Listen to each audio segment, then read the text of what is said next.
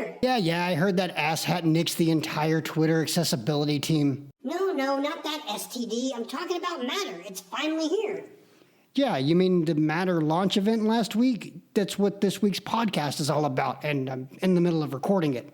Oh, yeah. Sorry about that. Well, you should probably get into it.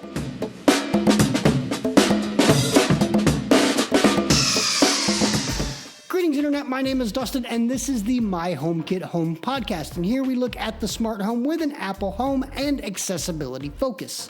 Though the Matter 1.0 spec was released a few weeks ago, the CSA held an event in Amsterdam last week to mark the official launch of Matter. So that means that Matter is finally here. Well, kind of. It's not so surprising, but Matter won't just happen overnight, and there will definitely be some kinks along the way. So in this episode, we'll look at what Matter is in case you missed it. We'll look at when we might expect Matter in the wild, and then we'll look at what it potentially means for your Apple home and your smart home in general.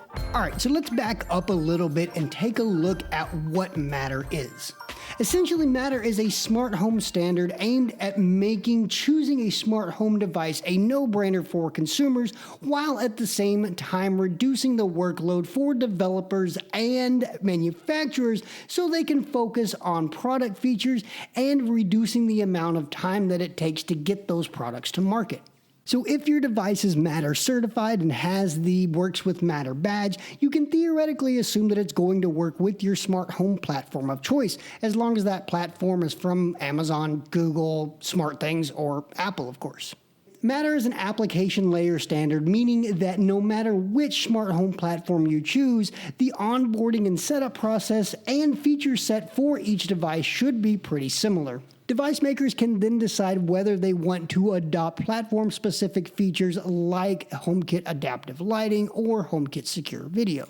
So like I said, Matter is a software standard and not a hardware protocol like Thread, and so don't get Thread and Matter confused, although Thread is part of the Matter 1.0 spec along with Ethernet and Wi-Fi, and Matter also uses Bluetooth for commissioning and getting your devices initially set up in your smart home platform of choice. Now, as far as I understand it, if you have a smart home hub that supports something like Zigbee, as long as it uses Wi-Fi or Ethernet to connect to the outside world, once that smart home hub is Matter certified, all of those Zigbee devices that are connected to the hub would then in turn become Matter devices and exposed to your smart home platform. So for example, the Aqara Hub M2 is supposedly getting its Matter update in December, which means that any of the connected child devices like your wireless mini switch, your E1 curtain motors, all of those things would then in turn become Matter devices. Now, before we get into the time frame for when we can expect to see Matter devices in the wild, I want to take a moment and thank today's sponsor, Extra, and their AirTag wallet solutions. As a blind dude, you might imagine that I fairly frequently misplace things, so AirTags have been a game changer for me. I have them on everything from my keys to my backpack and even my cane. And I've wanted to add one to my wallet, but it made it too thick and heavy, and this is where the Extra Minimalist AirTag wallet solves this problem perfectly. Its ultra-slim design securely holds your AirTag in place without adding a ton of bulk. It also has this nifty little card ejection system which keeps your cards neat and organized and accessible at a moment's notice. It also has a built-in RFID blocker to keep your cards safe from techno thieves, and Extra's wallets come in a variety of styles, materials, and colors to suit everyone's needs. And the best part, you can get your Extra wallet for up to 25% off by using promo code myHomeKithome, all one word, at checkout, or by simply going to shop.extra.com/myHomeKithome. That's shop.ekster.com/myHomeKithome. Thank you to Extra for sponsoring this episode. So now, when can we actually expect to see Matter devices, and when can we get our dirty little paws on them? Matter is huge for the smart home world, and so it's going to be a little while before it's fully up and running. Take, for example, the fairly limited number of supported device categories in Matter 1.0. It covers smart home staples like lighting and locks and outlets and switches, but it leaves out popular categories like robot vacuums and even smart security cameras. Thankfully, the CSA stated at the event that we can expect biannual updates that would address onboarding issues, security updates, and even potentially new feature sets and product categories. So when will we see Matter devices actually hit the shelves? While most manufacturers have been fairly vague, stating that we'll see Matter sometime in early 2023, others like Aqara have actually said that their existing devices will receive Matter support via firmware updates beginning in December 2022 with their Hub M2. Eve, who has long championed Thread and Matter, have also announced that they will bring Matter support to the Eve Motion, the Eve Energy, and the Eve Door window as early as December 12th. Now, there has been a fairly large number of manufacturers to come out and say that they are either Matter certified or in the process of getting Matter certification. And in fact, it was stated at the event that there are currently 190 devices that have already been Matter certified or are in the process, and that number is just going to continue to grow. But if you notice the list of manufacturers like Philips Hue, Nanoleaf, Eve, Aqara, they already support HomeKit. So what is Matter going to do for our Apple homes? Now, the first thing that I want to point out here is that your existing HomeKit devices will continue to work just as they always have.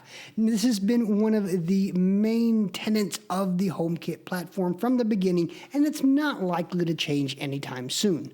My general take on Matter's impact on Apple Home, at least in the beginning, especially with Matter 1.0, is that things aren't really going to change very much. It doesn't bring us any product categories that we don't already have, nor does it bring us any new feature sets to existing categories, but something that it might do is bring more competition into existing product categories, which could potentially drive the price down. But then again, it might not. Word on the street is that there's a pretty hefty price tag for getting Matter certification. Like I mentioned a minute ago, another reason why I think Apple Home users just aren't going to notice Matter much at the beginning is the vast majority of companies who have come out saying that they're going to support Matter already support HomeKit. So what I think we'll actually see is a pretty significant price reduction in smart home devices, say come this Black Friday, as companies get rid of their current stock and try to make way for their new stock with the new Matter badges and all of the new Matter certifications. And of course, we'll have our annual Black Friday HomeKit Deals Hub over at the blog at myHomeKithome.com, so definitely come check that out towards the end of the month. Now, in terms of Matter's long-term effect on Apple Home, that's what I'm really interested in. I'm really interested to see what's going to happen in terms of Google, Amazon, SmartThings, Apple setting themselves apart from each other.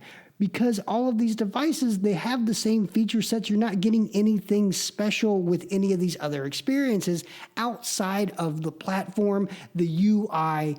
And so, how is Apple Home going to differentiate itself from Google? Apple Home already has platform-specific features like HomeKey, adaptive lighting, HomeKit Secure Video, HomeKit Secure Router. So it'll be really interesting to see if Apple will continue to offer these special little aspects of the platform, or will they double down on performance and fortify the back end of HomeKit, giving us access to really more complex automations and scenes and modes and all these things that we've been wanting for so long. It'll also be really interesting to see how device makers respond to Matter. Will they simply start producing devices that support stock Matter features en masse, or will they try to adapt themselves to the different smart home platforms? I'm really interested to see how that plays out.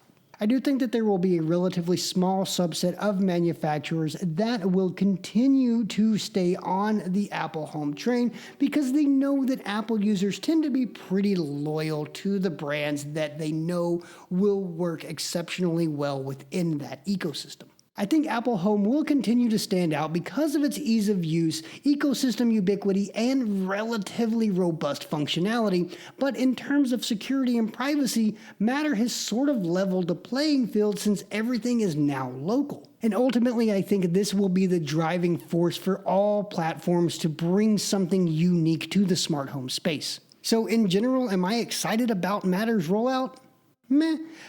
It doesn't really do anything for us, at least here in the beginning in the Apple Home world.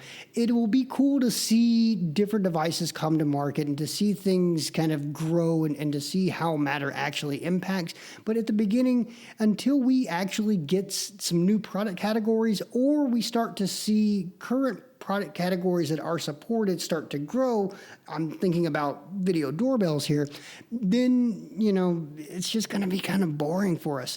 But I could be completely wrong about that, and I hope I am. But that's really all I have for you today. Thank you for listening to the end. And since you did, consider giving us a rating and review in your favorite podcast app. A huge thanks again to Extra for sponsoring today's episode. And until we catch you in the next one, take care.